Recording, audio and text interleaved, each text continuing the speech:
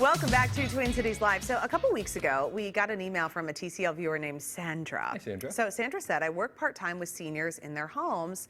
For the past 3 weeks, I've been wearing a mask during my shifts. I'm pretty much a senior, yet I'm getting zits along my upper cheeks and nose. I can imagine our amazing full-time nurses and hospital workers are really having a hard time with it. Can one of your wonderful beauty experts help us with our mask face? And Sandra, we say, you compose a delightful Well-worded email. And yes, we'll give you anything you want. Yes, you asked, we are answering. There's no doubt many of us, including our fabulous healthcare workers, of course, are struggling with this. Twin Cities Live's beauty guru, Sara Bartlett, joins us now via Skype to share her skincare solutions. Sara, it's nice to have you here. You know, just yesterday I was out with my daughter, and even after she was just wearing a mask for maybe 20 minutes, and we all had that feeling. You get back in the car and you're like, whoa, that is uncomfortable to have on, A, and then it's doing something bad to our skin, B, which can be a long-term problem.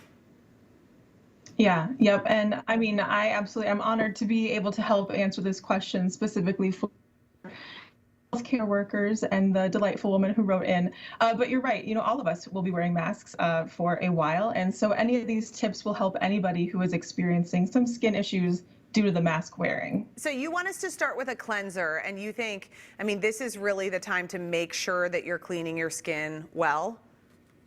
Yes, so before the mask goes on, keep your skin really clean and well moisturized. Look for products that are gentle, fragrance-free, non-comedogenic. We are trying to be as gentle to our skin as possible right now. So for a cleanser recommendation, I suggest trying CeraVe's Hydrating Facial Cleanser for normal to dry skin, or their Foaming Facial Cleanser for normal to oily skin.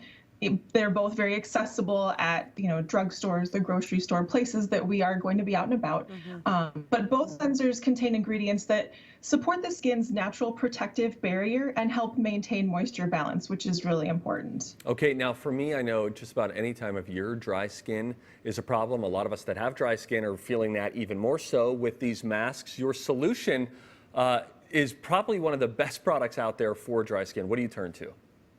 Yeah, so moisturizer. If you have dry skin, choose Aquaphor, which again is a drugstore staple, and this product is no joke.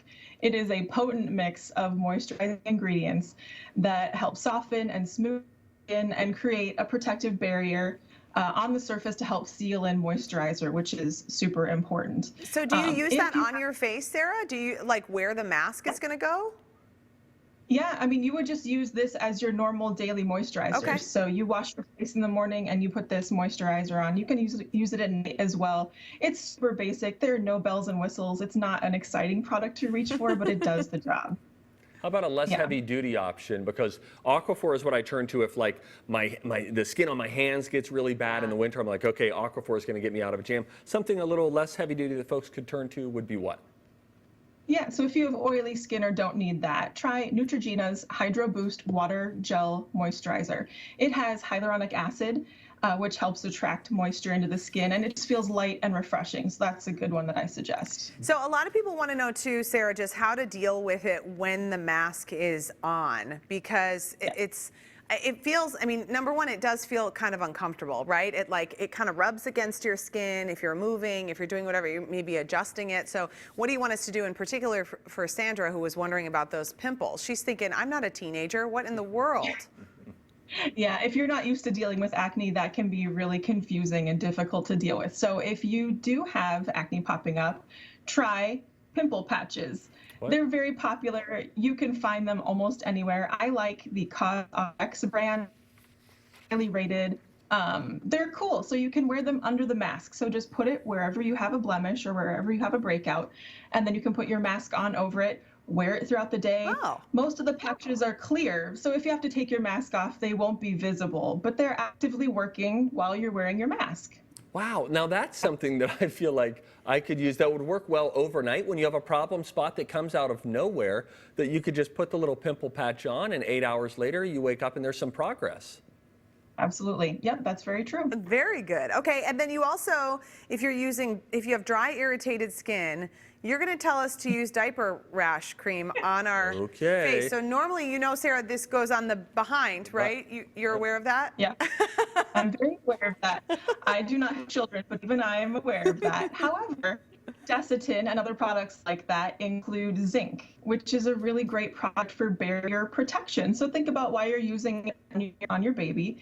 You can get that same benefit on your face. So if the mask is rubbing or is causing any sort of specific irritation, maybe where the little hooks onto your face go, then this product could help reduce some of that. Boy, it will makes reduce sense.